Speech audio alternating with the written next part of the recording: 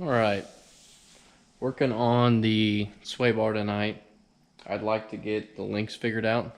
I went and actually got some tractor third links. So these are the old $20 special from the just like Baumgars or Orschelns or Tractor Supply, something like that.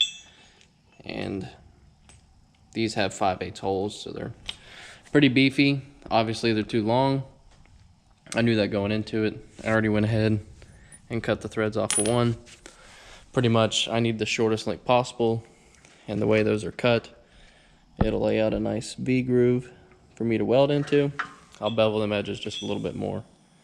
But basically what my plan was here,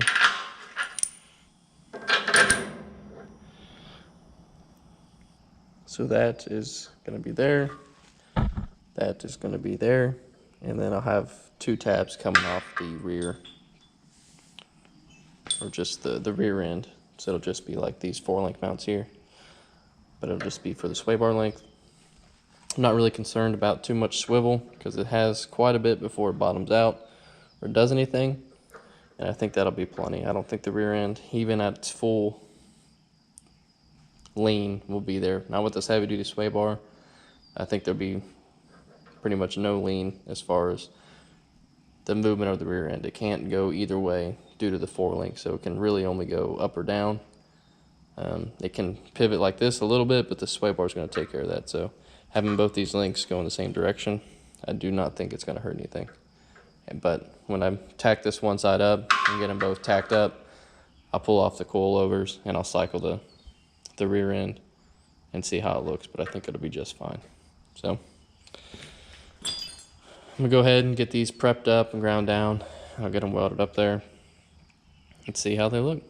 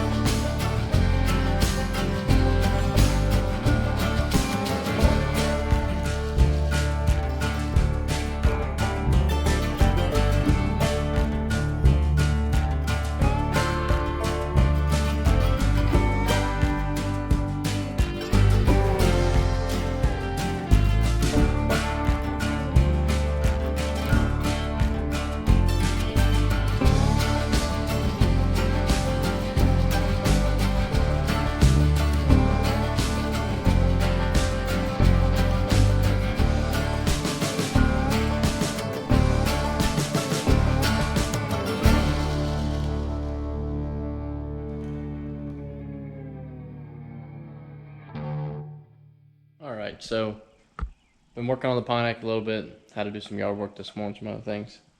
But now I'm out here working on it. Went ahead and removed the springs, coil springs off the rear, articulated it, make sure that the custom sway bar links and everything that I built weren't going to bind up in any way, shape, or form, which it looks like the whole axle is going to hit the frame before anything ever touches or binds up. So which is good. Have minimal anti-roll, which is great because it shouldn't have any with this big old bar, but everything looked good. Looked like it had plenty of adjustment, plenty of movement. So now I'm going to go ahead and work on getting these two little pieces made up, get them welded on the top. Got to make these 2 angle pieces here. So I'll weld them 2 angle pieces in. And then once I got all that, I need to remove my transmission cross member out.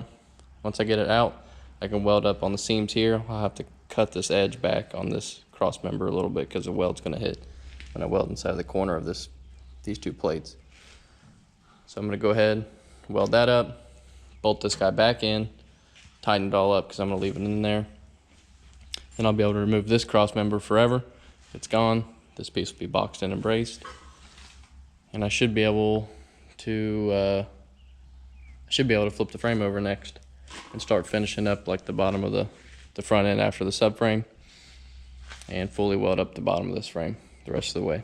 So we're still moving right along. It took me a while to get this rear suspension set up. It took me a lot longer than I thought since I'm running this rear sway bar. I had to figure out mounts to make everything work. And then this rear cross member here, when I flip it over, I'm gonna have to do some work the underneath side. And since I didn't have anything about that width, which is like 2.5, this is 4. When I go to put the body on, there's a brace back there that's flat. I'm probably gonna have to cut some of that when I get the body back. So I'll probably pre-cut that just to be certain. And I gotta drill 2 holes for the body mounts, but I figured I'd do that later on. Once the bodies actually sit on the car, I can just drill straight down through the floor, make them perfect. But I'll go ahead and get the camera set up. I'm gonna try to get this place cleaned up a little bit. It's kind of becoming a mess after 4 days in a row working on it at night.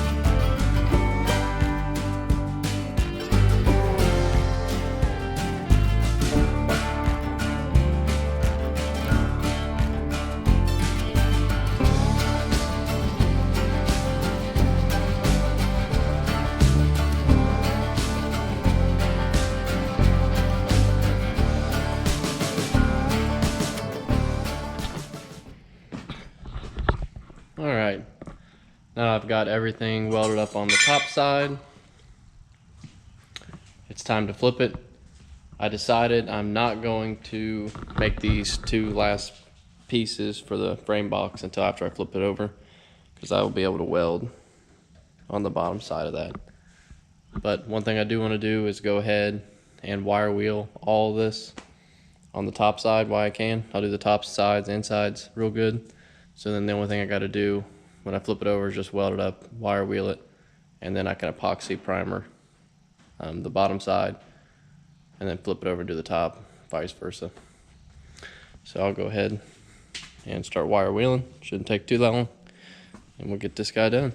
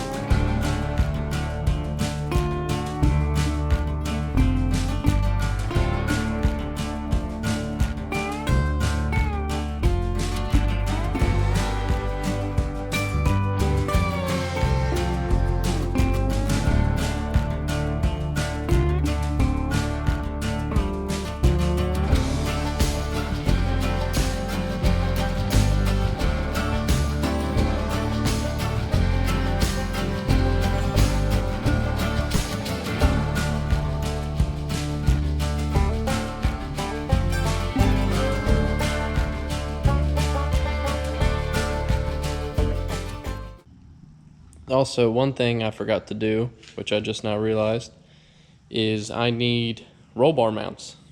So I'm going to go ahead and start fabricating them.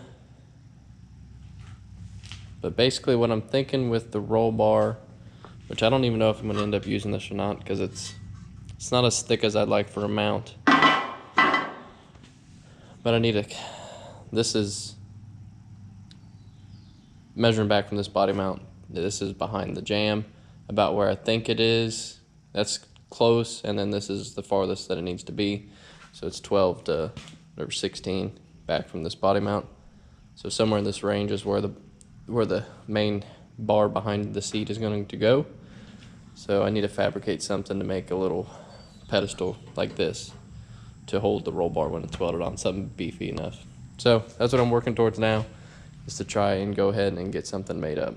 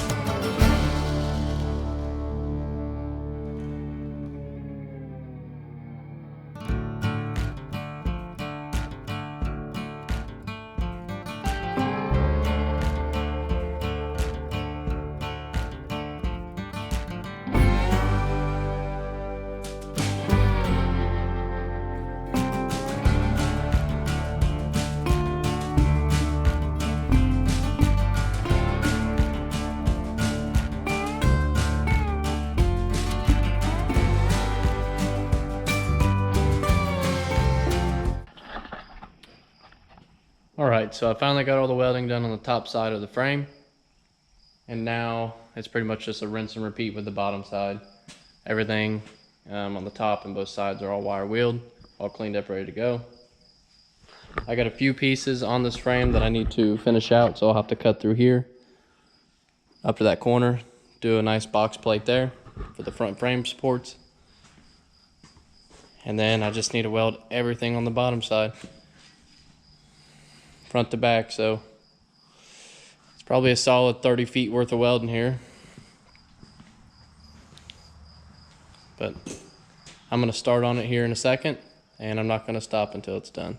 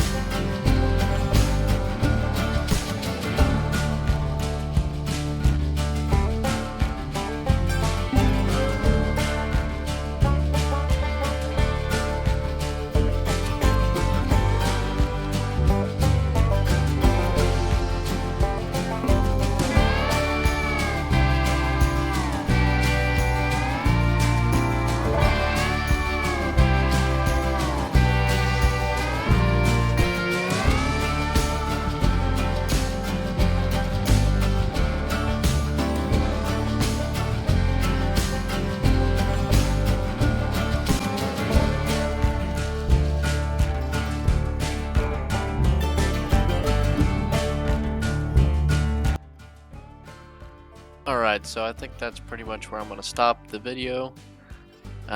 It's pretty much just me finishing up the weld on the bottom side, and pretty much the next step is to get the frame prepped and everything ready for paint.